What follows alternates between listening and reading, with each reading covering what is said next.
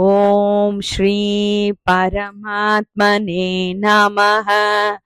अथ षोडशोऽध्यायः। दैवासुरसम्पद्विभागयोगः। श्रीभगवानुवाच अभयं सत्त्वसंशुद्धिः ज्ञानयोगव्यवस्थितिः दानं दमश्च यज्ञश्च स्वाध्यायस्तप आर्जवम् अहिंसा सत्यमक्रोधः त्यागः शान्तिरपैशुनम् दया भूतेष्वलोलुप्त्वम् मार्दवम् ह्रीरचापलम् तेजः क्षमा धृतिः शौचम् अद्रोहो नातिमानिता भवन्ति सम्पदं दैवी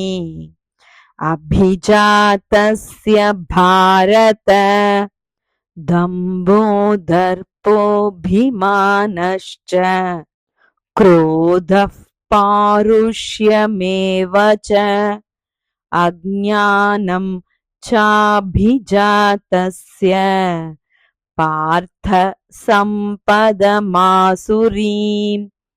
दैवी सम्पद्विमोक्षाय निबन्धायासुरीमता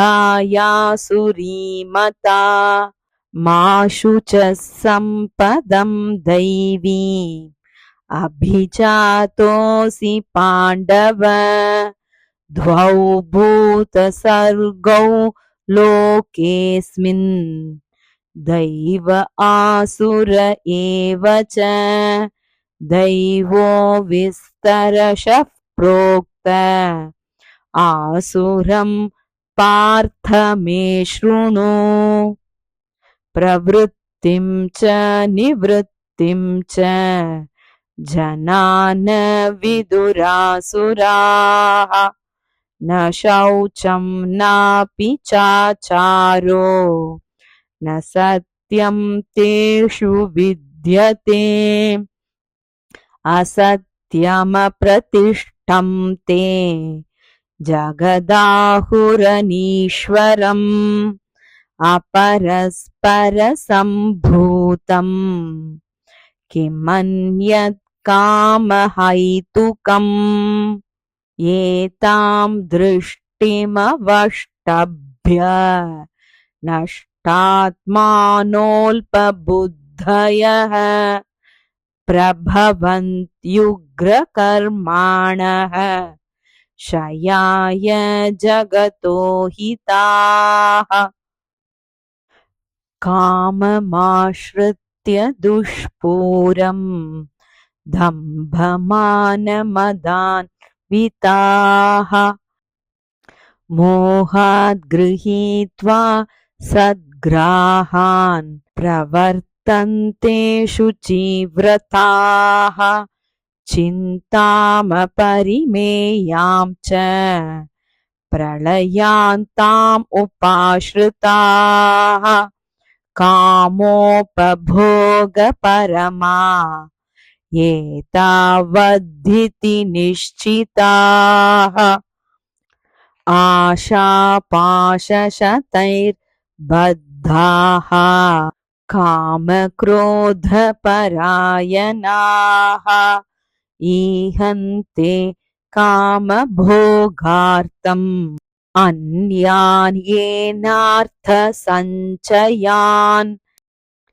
इदमद्य मया लब्धम् इमं प्राप्स्ये मनोरथम् इदमस्तीदमपि मे भविष्यति पुनर्धनम् असौ मया हतः शत्रुः हनिष्ये चापरानपि ईश्वरोऽहमहं भोगी सिद्धोऽहं बलवान् सुखी आढ्योऽभिजनवानस्मि कोऽन्योऽस्ति सदृशो मया यक्ष्ये धास्यामि मोदिष्य इत्यज्ञानविमोहिताः अनेकचित्तविभ्रान्ता मोहजालसमावृताः प्रसक्ताः कामभोगेषु पतन्ति नरकेषु च आत्मसम्भाविता स्तब्धा धनमानमदान्विताः यजन्ते नाम यज्ञैस्ते दम्भेनाविधिपूर्वकम् अहङ्कारं बलं दर्पं कामं क्रोधं च संश्रिताः मामात्मपरदेहेषु प्रद्विषन्तोऽभ्यसूयकाः तानहं द्विषतः क्रूरान् संसारेषु नराधमान् क्षिपाम्यजस्रमशुभान् आसुरीष्वेव योनिषु आसुरीं योनिमापन्ना